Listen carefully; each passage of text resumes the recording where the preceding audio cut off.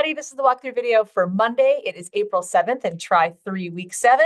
By this point, you should know the 5 fingers of evolution. If you don't, head back to that assignment, rewatch that video, look at last week's bell work if you haven't yet turned it in. That's what we are looking for here.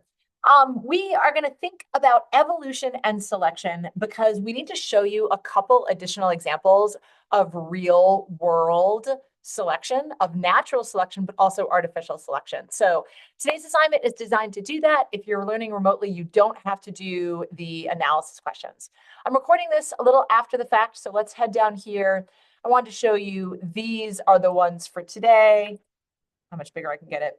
This is the week 7 bell work and evolution and selection poll goal. That's what's on the docket for today. Please pause the video and get that into your purple table of contents page. All right. Cool. Let's talk a little bit about where we've been. So we thought about this idea that when Darwin went to the Galapagos, he saw all of these different finches. These drawings are actually his. This is in the 1800s, and he is tootling around on a naval ship.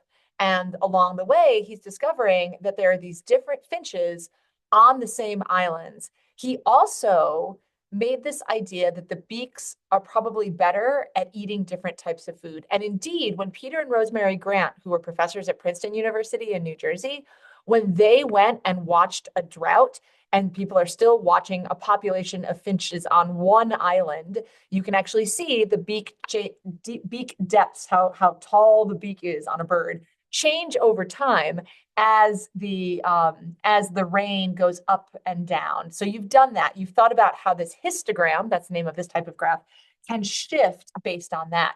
I don't have great pictures, but we also talked about tusklessness in elephants, how both losing tusks, female elephants without tusks, but also elephants had smaller tusks and less round tusks, making less ivory generations after the Civil War in that area and poaching. So it's hard when there's no food, but also we have to make sure that we work to, as a globe, make sure that people have what they need, and also we've talked a little bit about poaching, anti-poaching units, and making sure they're in the places where we can test ivory, illegally gotten ivory, and figure out where those elephants are being poached to put a stop to it. So complex things. Today, we're going to talk about antibiotic resistance as an example of natural selection. So this process also happens in bacteria. You're going to learn a classic example today. So let's imagine that these are your hands or a surface or whatever, and there are lots of germs, and some are drug resistant. And then you use an antibiotic cleaner. This is not oil. This is maybe like soap with antibiotics. The antibiotics kill the bacteria that cause the illness, as well, for what it's worth, as the good bacteria that might be protecting the body from infection if this is in your body.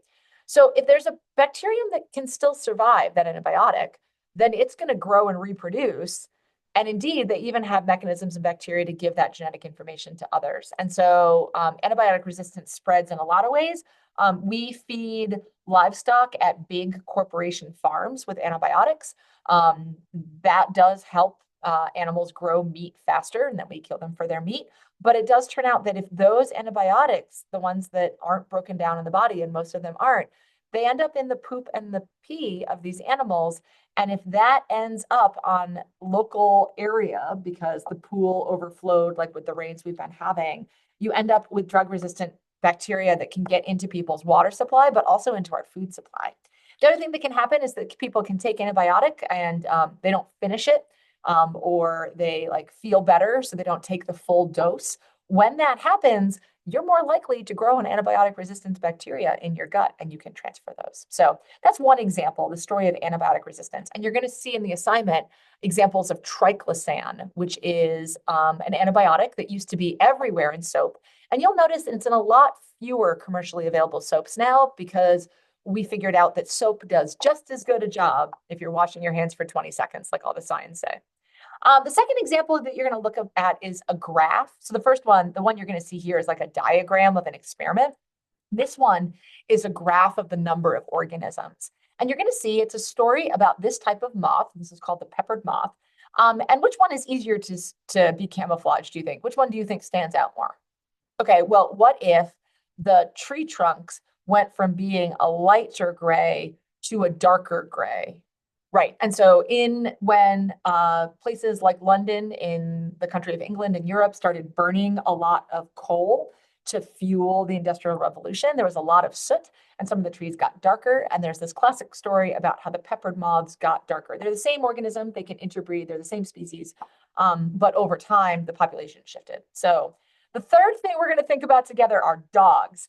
So dogs are an example of artificial selection, which is when humans breed specific species together because they want a specific outcome. So it's selective breeding. That's how we got Chihuahuas and Great Danes, right? So if you've seen a Chihuahua, they are no taller than this tall, whereas Great Danes are this big, just for a little context.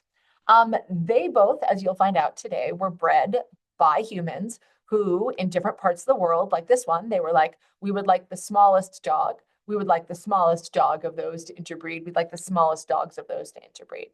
I don't want to talk too much about it, but I hope you can think about the idea that these two types of dogs, they might not fit together to make puppies, right? I don't want to talk too much about that, but they're not going to fit together to make puppies. Right now, you can still use in vitro fertilization and you can make crosses of these dogs. But eventually, if they can't interbreed, there are going to be enough mutations that the sperm from one and an egg from another won't make a viable dog. And then we'll know that they are different species, but they're not yet. By the way, it's not just dogs. Humans made corn. They made from an ancient grain called teosinthe, which had kernels that were a little bit bigger than the other grains that were around. Humans made tomatoes. This is both in Central and South America. Humans made better avocados, ones with more of the good green stuff for eating, in addition to livestock. So humans have been doing this since well before we knew about DNA. And it is our ancestors' ancestors' ancestors that have helped to feed us by doing this work. So we learned you're going to do the assignment and you don't have to do the extension questions. And then you're going to think about the story about the moths. Is this an example of natural selection or artificial selection? All three of these stories are based on humans, but you have to think about whether it's natural or artificial selection. I will help you by giving you this definition. So you can pause and finish your bell work. Have a good day. I'll see you out there. Take care.